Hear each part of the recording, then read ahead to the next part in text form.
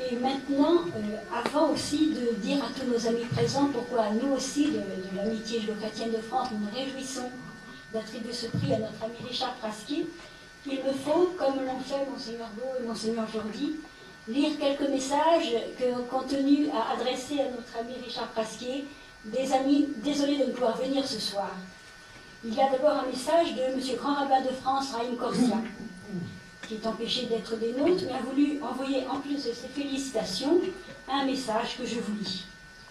Chers amis, vous avez choisi d'honorer aujourd'hui Richard Prasquier pour son engagement de longue date dans le dialogue interreligieux, et je ne peux que me réjouir d'une telle distinction. Il a été et est toujours un des grands acteurs du dialogue interreligieux en France. Richard Prasquier a compris, il y a bien longtemps, que la fraternité, que tout républicain défend, protège et promeut, ne pouvait se construire que dans le partage des responsabilités. Militant toujours avec l'obstination de la précision historique au service de la justice et de la vérité, il a notamment porté le combat des justes à un moment où peu de gens s'en préoccupaient, et s'est engagé au CRIF pour faire vivre notre vision d'un judaïsme républicain ouvert à l'autre et sur le monde qui l'entoure. Nul ne pourrait par ailleurs pénétrer l'intimité du lien qu'il a construit pour accompagner les derniers moments du cardinal Lustiger, car le dialogue interreligieux, c'est avant tout le choix de respecter l'intimité de l'autre dans son altérité et dans sa liberté à être lui-même. Grand rabbin Raïm Corsia. Un autre message aussi nous a été envoyé de la part du grand rabbin René-Samuel Sirat, ancien grand rabbin de France. Mon état de santé, écrivait-il le mois dernier, ne me permet pas de faire le voyage Jérusalem-Paris. Veuillez faire part à Madame la Présidente et à Monsieur Prasquier mes regrets d'être absent et mes vœux les plus chaleureux. Permettez-moi d'ajouter mes meilleurs vœux de bonnes et heureuses années et mes fidèles amitiés. C'est un message que nous avons reçu déjà il y a quelques semaines. Le grand rabbin Alain Goldman, ancien grand rabbin de Paris, écrit aussi « Chers amis, je vous remercie de l'invitation relative à la remise du prix de l'amitié judéo-chrétienne 2015 au docteur Richard Prasquier. Il le mérite largement. À mon grand regret, et malgré l'amitié respectueuse que je lui porte, je serai en déplacement à Strasbourg et ne pourrai donc assister à cette soirée. Mes très sincères excuses et ma fidèle amitié. Grand rabbin Alain Goldman. Encore une autre excuse aussi de la part de Monseigneur Di Falco, l'évêque de Gap, qui nous demande de bien vouloir l'excuser et aussi envoie ses félicitations à M. Richard Prasquier. Et puis comment ne pas évoquer la mémoire aussi de ces grands artisans chrétiens de notre dialogue et qui nous manquent tant aujourd'hui. Le père Bernard Dupuis, à qui des liens d'amitié très forts et d'estime vous unissaient, Richard Prasquier. Nous avions évoqué son nom en ce même lieu l'an dernier. Mais aussi l'historien protestant Fadielowski, qui nous a quittés juste avant l'été et à qui l'amitié judéo-chrétienne de France est tant redevable. Je voudrais maintenant saluer et remercier de leur présence, donc tous ces amis ici qui ont voulu vous entourer ce soir. Monseigneur Lalanne, évêque de Pontoise, Monsieur Roger Kuckerman, président du CRIF, Monsieur le rabbin Moshe Levin, directeur exécutif du comité des rabbins européens, Monsieur le président François Claveroli, président de la Fédération protestante de France, Monsieur Jean-François Ben Sahel, président de la synagogue de la rue Copernic, Monsieur le rabbin Rivon Cligier, Madame Liliane Apothécaire, la première vice-présidente de l'Amitié Judéo-Chrétienne internationale, et puis je vais m'arrêter là et que les autres veulent bien m'excuser si je ne les salue pas aujourd'hui, mais je leur remercie d'être présents.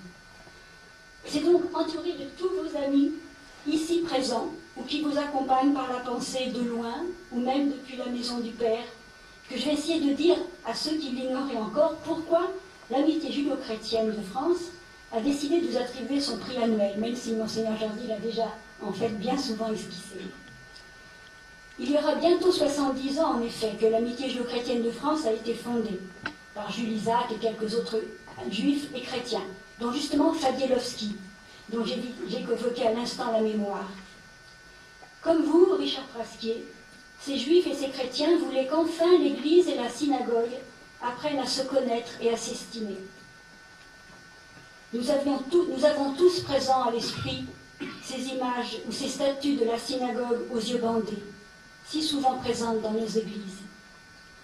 Pendant des siècles, les Juifs avaient été regardés avec mépris, considérés comme rejetés par Dieu parce qu'aveugles à sa volonté. Mais depuis environ 70 ans, parce que, comme le disait Fadielowski, la Shoah a fait tomber le bandeau, l'Église et la synagogue ont commencé à se regarder en vérité. C'est ce regard d'estime et d'amitié que l'amitié judéo-chrétienne de France s'efforce de propager, grâce à sa quarantaine de groupes répandus à travers la France, à ses milliers de membres ou de sympathisants. Et c'est notamment grâce à des personnes comme vous, Richard Prasquier, dont le soutien nous est si précieux, comme je vais essayer de le montrer encore. Car depuis de longues années, vous vous dépensez sans compter pour améliorer les relations entre juifs et chrétiens, pour faire grandir entre eux cette amitié à laquelle vous croyez tant. Mais revenons un peu en arrière. Tracer votre itinéraire serait bien trop long. Vous avez fait tant de choses, eu tant de responsabilités, tant au sein de la communauté juive que dans vos rapports avec les chrétiens, qu'il me faudra fortement résumer, ne m'en veuillez pas. Après la Pologne, où vos parents avaient pu, contrairement à presque tout le reste de votre famille, échapper à la Shoah, et où vous n'avez passé que la première année de votre vie, la France est devenue votre pays. Vous y avez fait des études de médecine, celles que, avez-vous dit un jour, votre père aurait voulu faire lui-même, et que le travail acharné de vos parents, débarqués à Paris comme tant de réfugiés, vous a permis de mener et de réussir brillamment. Des prix ou décorations vous ont été attribués. Pardonnez-moi si je les passe sous silence. La liste en serait trop longue. Quant à vos engagements au sein de la communauté juive, si importants et si nombreux eux aussi, comment les citer tous? J'ai donc choisi de privilégier ceux qui ont de près ou de loin un rapport avec cette amitié que vous avez toujours voulu construire avec les chrétiens et leur manifester. Dès 1994, c'est au sein du CRIF, le Conseil représentatif des institutions juives de France, que vous avez pris la tête d'un groupe de liaison avec la Conférence des évêques de France. Lorsque vous êtes devenu président du comité français pour Yad Vashem en 1997, vous avez souhaité et fait en sorte que soit mieux reconnu et mis en valeur le rôle des chrétiens qui avaient participé au sauvetage des Juifs de France pendant la Shoah, qu'ils soient prêtres, religieux, pasteurs ou simples laïcs. Et lorsque vous avez été élu président du CRIF, et réélu, puisque vous y avez fait 2 mandats de 3 ans, de 2007 à 2013, vous avez créé une commission pour les relations avec les églises chrétiennes, la CREC, en confiant alors la présidence à M. Gérard Israël. Depuis peu, c'est Mme Mireille Hadas-Lebel qui lui a succédé, ce qui promet un bel avenir à ces relations et est en même temps pour nous un honneur, puisque Mme Hadas-Lebel fait partie du comité directeur de l'Amitié judéo-chrétienne de France. Mais je laisse le soin à Mme Stéphanie Dassa de nous parler plus longuement, dans un instant, de cette commission et des beaux fruits qu'elle a déjà portés. Vous avez compté et comptez toujours de nombreux amis chez les chrétiens, que vous êtes souvent amenés à fréquenter. Peut-être un des plus beaux témoignages de ces amitiés fut-il celui que vous avez voulu donner à la mémoire de Monseigneur Lustiger en prenant l'initiative, comme cela a déjà été rappelé, de ce si beau mémorial. Et nous avons vu des images tout à l'heure, en début de soirée. Dans quelques instants, nous écouterons le père abbé de ce monastère d'Abou Ghosh, où est installé le mémorial, nous en parler davantage. Et j'en profite aussi pour saluer dans la salle la présence d'un autre moine de cette communauté d'Abou Ghosh, le frère Louis-Marie, actuellement résident à Rome, mais dont les liens avec le monastère et Israël restent très forts. Vous êtes médecin, Richard Prasquier, mais ce n'est pas seulement des corps que vous prenez soin. Vous voulez aussi soigner les esprits, aider les intelligences à s'éveiller, à s'ouvrir en luttant contre les ignorances ou les préjugés d'où qu'ils viennent. Je parlais tout à l'heure de la commission de relations avec le christianisme que vous avez créée au sein du CRIF, entraînant vos coreligionnaires dans ce mouvement d'ouverture au monde non juif, et particulièrement au monde chrétien. Mais de même, vous participez de plus en plus souvent aux mêmes efforts menés par des chrétiens pour aider les membres de leur Église à s'ouvrir à la connaissance du monde juif dans ses diverses composantes.